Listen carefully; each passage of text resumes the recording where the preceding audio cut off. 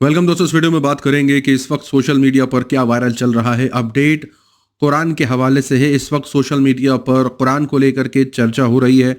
उसके पीछे की जो सबसे बड़ी वजह है वो ये है कि आपको याद होगा पिछले कुछ महीने पहले की अपडेट है, जहां लगातार कुरान को जलाने की कोशिश की गई थी। और कई सालों से ऐसे अपडेट्स आते रहते हैं, जैसे स्वीडन हो गया और बाकी ऐसे मुल्क हैं जिसके अंदर जो है वो कुरान को जलाने की कोशिश की जाती है। स्पेन एक ऐसा मुल्क है जिसके अंदर ऐसी कोशिश की गई थी।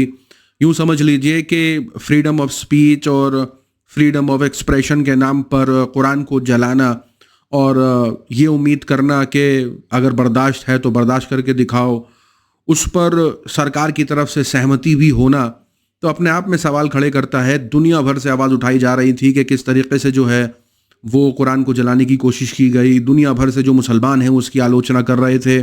तो अभी ऐसी खबर आ रही है कि जो शख्स भी फ्रीडम ऑफ स्पीच और फ्रीडम ऑफ एक्सप्रेशन के नाम पर कुरान को जलाने की कोशिश करता है, उसके हवाले से एक ऐसी अपडेट है जहां इस खबर को सुन करके वो सारे के सारे जो भी ऐसा करने की सोचते हैं या सोच रहे हैं इन फ्यूचर, उनके लिए बुरी खबर है। अपडेट निकल के आ रही है जहां स्वीडन के अंदर आपको याद होगा कि कुछ महीने पहले एक शख्स ने कुरान को जलाने की कोशिश करी थी।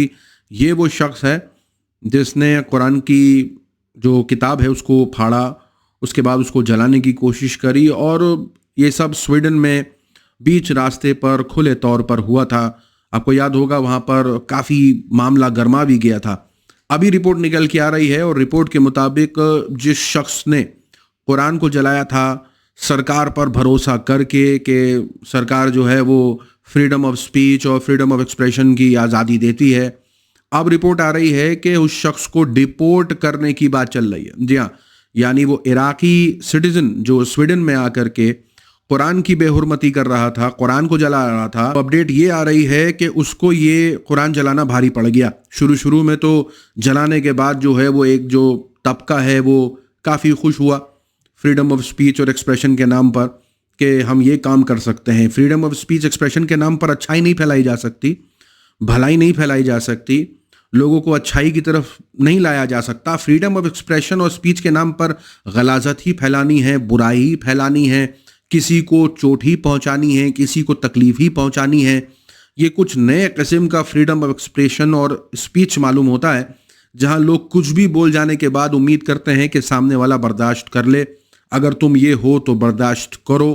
तो ये कुछ ऐसी चीज़ें हैं जो हाल फिलहाल में खूब चर्चा में रहीं और अभी इसका खामियाजा भुगतना पड़ रहा है। वो मुल्क जो फ्रीडम ऑफ स्पीच और एक्सप्रेशन के नाम पर कुछ भी करने की आज़ादी देते हैं, आज नहीं तो कल उन्हें समझ में आएगा कि बुराई ऐसी चीज़ होती है जिसे लोग पहले सोच लेते हैं कि अगर वाकई ऐसी चीज़ें मौजूद हैं डेमोक्रेसी के अंदर तो हम जो मर्जी चाहें करेंगे, और इसका जो खामियाजा है वो बाद में उनको भुगतना पड़ता है। और यही खामियाजा जो है वो इनको भुगतना पड़ रहा है, जहां इनको डिपोर्ट करने की बात सामने आ रही है। जी हाँ, स्वीडन सरकार जो है जिसके बलबूते पर इन्होंने कुरान को जलाया, पुलिस प्रोटेक्शन में ये सब कुछ किया, अब अपडेट आ रही है कि इनको डिपोर्ट कराया जाएगा। जी हाँ, वापस से इनको अपने घर भेजा जाएगा। दूसरे मुल्क में आकर के ये ऐसी हरकतें कर रहे थे। खबर ये काफ़ी छपी है जिस पर कई लोगों के अलग अलग जो हैं वो रिएक्शंस हैं। यहाँ आपकी स्क्रीन पर एक यूज़र का कहना है, नेहा नकवी नाम है इनका कहना है कि कुरान को जलाना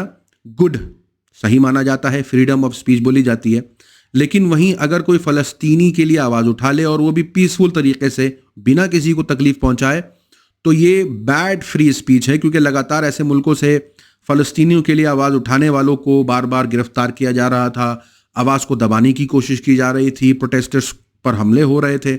ऐसी कई अपडेट्स आई हैं जो कि जिससे आप वाकिफ़ होंगे, उसको लेकर के आलोचना हो रही है। यहाँ कुछ यहूदियों ने जो है फ़लस्तीनियों का सपोर्ट किया है, और इस ट्वीट के नीचे जहाँ ये अपडेट आई है उस ट्वीट के नीचे कई बड़े बड़े रिएक्शन हैं। मैं और भी रिएक्शन शेयर कर दूँ। यहाँ आपकी स्क्रीन पर कहा जा रहा है कि you may hope too much and you may dream too much, but if you trust in Allah nothing is too much. यानी कई लोगों ने आलोचना करी थी कि जिसने कुरान जलाया उसके साथ सख्त से सख्त कार्रवाई हो, सरकार कोई एक्शन ले, लेकिन तब कुछ भी नहीं हो रहा था। लेकिन अभी जो ये अपडेट आई है, कई लोग खुश मालूम होते हैं। साथ ही साथ कई इस तरीके के रिएक्शंस हैं, हस्बुनल्लाहु व निअमल वकील, यानी वो लोग जो उम्मीद कर रहे थे कि जो ऐसे बढ़ावे देता है इन चीज़ों को, जो बुराई को बढ़ावा दे रहा है, उसके साथ कुछ ना कुछ होना चाहिए।